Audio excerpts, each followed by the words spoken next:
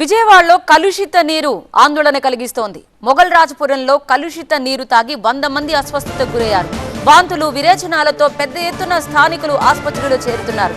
తాజాగా ఒకరు చనిపోవడంతో స్థానికుల్లో ఆందోళన మొదలైంది. మొగల్ రాజపురంలో మెడికల్ క్యాంప్ ఏర్పాటు చేసి అధికారులు నీటిని పరీక్షిస్తున్నారు. మరోవైపు వైద్య శాఖ కూడా అప్రమత్తమైంది. మరింత సమాచారం మా కరెస్పాండెంట్ క్రాంతి అందిస్తారు.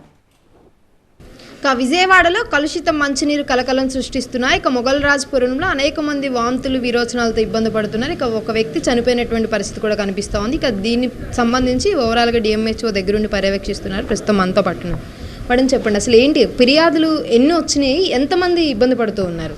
అంటే ఇది విఎంసీ కమిషనర్ గారు కూడా వచ్చి వాళ్ళు పర్యవేక్షణ చేస్తున్నారు. సరే, వాటర్ మాత్రం పబ్లిక్ మాత్రం కొంచెం మడ్డిగా వస్తున్నాయి, నీళ్లు పొదుకలుగా వస్తున్నాయని మాత్రం చెప్పడం జరిగింది.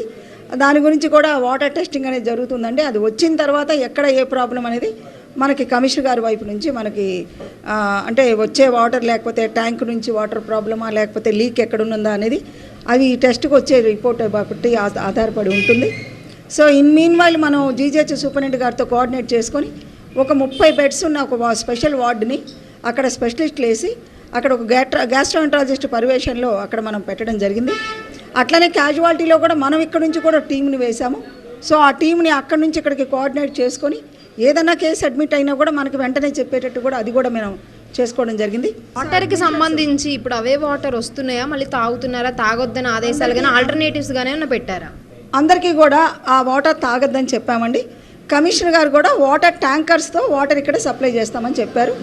ఒకవేళ ఎవరన్నా తాగి ఏమన్నా ఉండుంటే కాచి చల్లార్చిన వాటరే వాళ్ళు తాగుతున్నారు కొంతమంది, అవి కూడా వద్దని కూడా చెప్పడం కూడా జరిగింది. అదండి. సో అయితే స్టేట్ నుంచి కూడా ఇక్కడ పర్యవేక్షిస్తున్నారు, మనతో పాటు ఉన్నారు. మేడం, చెప్పండి, అసలు స్టేట్ వైడ్ చాలా చోట్ల ఇదే పరిస్థితి కనిపిస్తూ ఉంది. సో వాటర్ పొల్యూషన్కి సంబంధించి మరి ఏంటి, ఎలాంటి జాగ్రత్త చర్యలు తీసుకుంటున్నారు పబ్లిక్ సంబంధించి?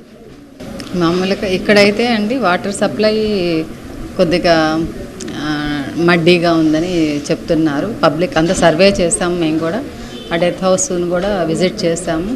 అది కారణాలంటే అతను ఫస్ట్ అదే మేడం చెప్పినట్టుగా 4 times మాత్రమే మోషన్స్ అన్నాయి, మళ్ళీ నార్మల్గా ఉన్నాడు. హిస్టరీ ఆఫ్ ఎపిలెప్సీ అంటే ఫిట్స్ ఉందన్నారు.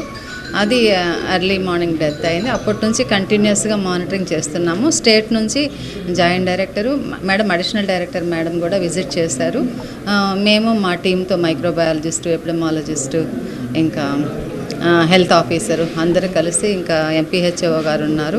వీళ్ళందరితో కూడా మేము కూడా హౌస్ టు హౌస్ వీళ్ళ ఏమేమి చేయాలి అనేసి వీళ్ళకి అడ్వైజెస్ ఇస్తూ స్టూల్ కల్చర్స్ అని, వాటర్ శాంపిల్స్ టెస్టింగ్ అని ఇక్కడికే మొబైల్ ల్యాబ్ని తీసుకొని వచ్చి టెస్టింగ్ కూడా చేస్తున్నాము. అవన్నీ కూడా రిపోర్ట్ చేస్తున్నామండి. సో ఇది ఓవరాల్గా చూసుకుంటే కనుక ఇక్కడ వాటర్ ఏదైతే పొల్యూట్ అయిందో దానికి సంబంధించి వాటర్ ఎవరు కూడా తాగొద్దని చెప్పి కూడా హెచ్చరికలు జారీ చేశారు. వాటర్ టెస్టులకు అయితే పంపించారు. ఇక విఎంసీ నుంచి ప్రత్యేకమైనటువంటి ట్యాంకర్లు ఏర్పాటు చేసే విధంగా కూడా చర్యలు తీసుకుంటున్నారు. కెమెరా పర్సన్ సత్యనారాయణతో క్రాంతి, TV9 విజయవాడ.